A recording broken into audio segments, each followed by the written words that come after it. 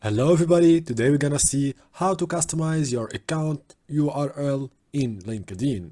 First, log into your account using LinkedIn mobile application. After that, click on your profile picture and click on name. After that, you should click on this pencil icon.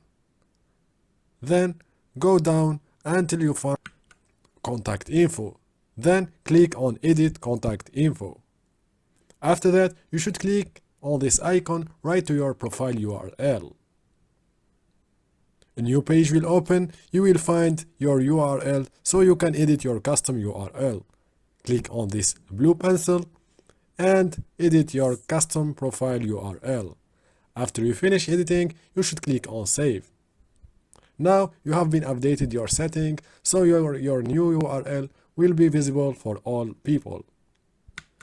If you like this tutorial, please like the video, subscribe to the channel,